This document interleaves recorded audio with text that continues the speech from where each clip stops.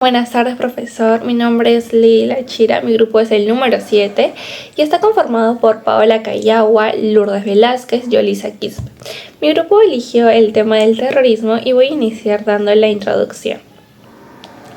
El terrorismo de Sendero Luminoso constituye uno de los episodios más críticos de la historia peruana contemporánea. Según la Comisión de la Verdad y Reconciliación 2003, su aparición estuvo vinculada a un escenario de exclusión social, precariedad estatal y profundas brechas económicas, lo que permitió que el grupo consolide su presencia en áreas rurales como Ayacucho. Desde el análisis de Giorgeri, Sendero desarrolló una ideología maoísta radical que legitimaba el uso sistemático de violencia contra civiles y autoridades. Además, Burr sostiene que el movimiento empleó terror como mecanismo de control social, afectando principalmente a comunidades campesinas. Este conjunto de investigaciones permite comprender el carácter extremadamente violento y desestabilizador del fenómeno terrorista en el Perú. Hola, mi nombre es Yolisa Quispe y voy a hablar acerca de las 3 semanas que hemos implementado como recurso para poder hablar acerca del terrorismo. De la semana número 12 se extrae que Sendero Luminoso neutralizaba a sus opositores. Entre ellos estaban los dirigentes populares, comunidades campesinas que ayudan al ejército e incluso a los que representan un obstáculo para el avance de la lucha armada, a través del terror que se producía con juicios populares y comandos de aniquilamiento que implican la muerte de forma cruel. Información obtenida de Manrique, año 2002, entre las páginas 3 y 4. Por otro lado, de la semana 13 se extrae que Sendero Luminoso ya no solo ejercía violencia en los que se caracterizaban como gamonales, también terminaron por atacar a los que en un principio habían sido su motivo de lucha, el pueblo urbano y campesino. Frente a la violencia de Sendero Luminoso, solo las regiones con un movimiento campesino organizado y democrático habían podido enfrentarse a Sendero, impidiendo que sean sometidos bajo aquel partido antidemocrático, autoritario y violento, como es el caso de Cajamarca. Información obtenida de Manrique, año 2002, entre las páginas 6 y 7. Adicionalmente, en la semana 14, De Gregori señala el punto de quiebre del partido. Se dio en la captura de su líder, Abimael Guzmán, aquel que fue capturado gracias al Grupo Especial de Inteligencia, más no por el autogolpe de Fujimori en el año 1992. Junto a otros integrantes de Sendero Luminoso, en complemento con las clases y la información de Gregori, página 34. En estas 3 semanas hallamos información relevante que ayuda a comprender y conocer el Partido Comunista. Bien, ahora una causa importante para el surgimiento del terrorismo, analizando las fuentes primarias y secundarias, fue el abandono del Estado hacia los pobladores de las zonas rurales, especialmente Ayacucho. Eran ciudadanos marcados por la desigualdad y emocionalmente inestable por la pobreza, el poco acceso a la educación y esa sensación de abandono del gobierno que venía acumulándose desde tiempo atrás, quedando así en condiciones de vulnerabilidad.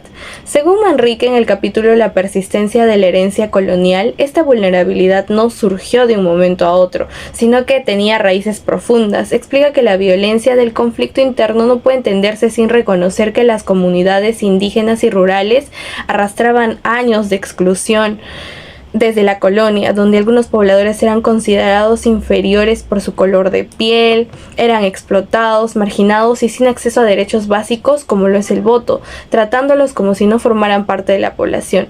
Esta discriminación generó resentimiento y una relación quebrada con el Estado. Asimismo, Manrique sostiene que esta desigualdad no fue solo económica o política, sino también cultural, pues el Estado republicano reprodujo esa mentalidad colonial, construyendo una idea de nación que excluía las identidades indígenas y andinas, y esta distancia social y falta de reconocimiento produjo tensiones, resentimiento profundo y debilitó la autoridad del Estado en esas regiones, creando condiciones ideales para que movimientos radicales encontraran un punto perfecto para su inicio, como lo señala Manrique en la página 3 y 4. Esto nos lleva directamente a la consecuencia que fue la ruptura profunda de confianza entre la población rural y el Estado, ya que durante el conflicto armado muchas comunidades quedaron atrapadas entre dos bandos, Sendero Luminoso y agentes estatales como las Fuerzas Armadas. Esta doble presión generó miedo, traumas y desprotección, pues los pobladores no sabían distinguir si quienes llegaban eran militares o senderistas, quedando en completa vulnerabilidad. Esto se evidencia con el testimonio de Obdulia Rupay Pariona, de 51 años de edad, quien relata que ambos grupos, tanto como los militares y los de Sendero Luminoso, obligaban a las personas a hablar bajo amenaza, y si se negaban, su vida corría peligro. Explica que la población no sabía a quién apoyar, ya que ambos bandos cometían abusos, especialmente contra los varones, que eran acusados sin pruebas de ser dirigentes de Sendero. Su testimonio muestra cómo la población rural quedó atrapada en una violencia indiscriminada. Asimismo, Sofía Macher señala que la Comisión de Verdad y Reconciliación demostró que el 79% de las víctimas fatales eran campesinos, los más vulnerables por la pobreza y la exclusión histórica que el Estado no pudo atender. Macher señala que se visibilizó su sufrimiento tras 20 años de silencio, aunque esta reparación simbólica no bastó para sanar la desconfianza ni el dolor causado por la violencia de Sendero y de agentes estatales, como lo señala en su artículo en el párrafo 3. En ese tiempo, claro, la experiencia, lo que yo he visto como niña ha sido muchos, de los cuales uno que me un poquito como tengo como trauma, un recuerdo fuerte es que a una vecina, a una tía mía al lado de mi casa llegaron a matar los terrucos.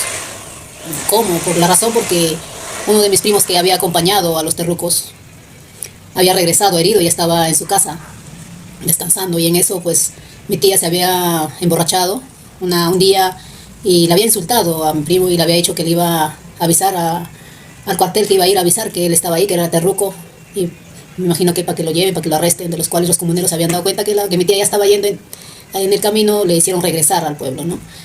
Y al día siguiente, no sé cómo, o alguien le habrán avisado al jefe que era del Sendero Luminoso, que estaba por ahí en un valle cercano al pueblo, le han avisado y apareció, ¿no? Así, uno de ellos, no sé quién, pero uno de los terrucos que apareció en el pueblo, y entraron a su casa de mi tía.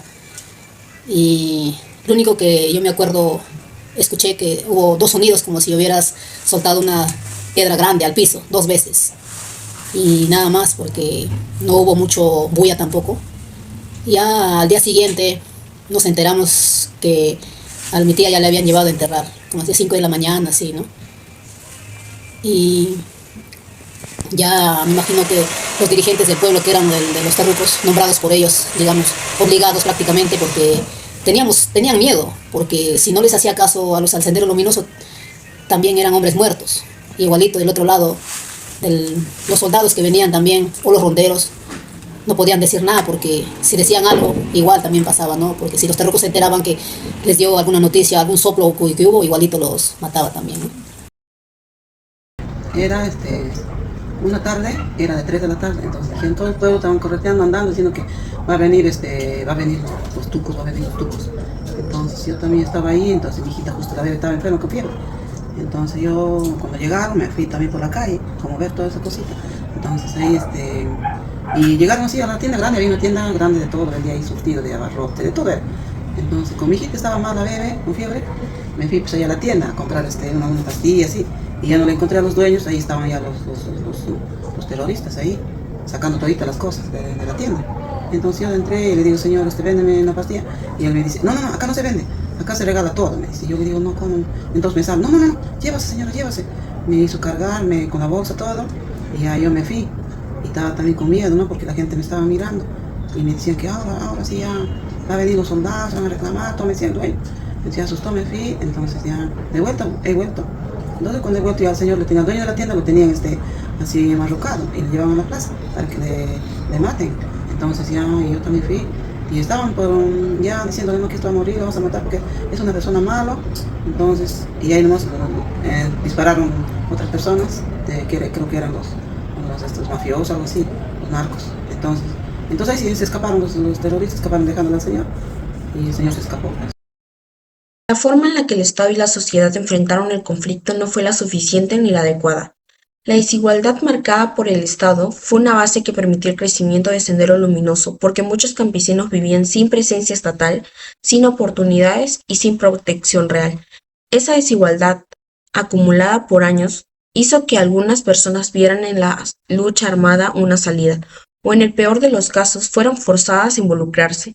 A esto se suma lo que vio el testimonio de Marca Salinas Linares, de 53 años, y Obdulia Rupay Pariona, de 51 años, donde ambas vivieron momentos de miedo y desconfianza, ya que en todo momento se sentían amenazadas de muerte. Por todo esto considero que el Estado finalmente logró capturar a Abimael Guzmán y desarticular parte del movimiento. La estrategia fue más reactiva que preventiva. Llegó tarde a lugares donde el vacío estatal ya estaba ocupado por la violencia.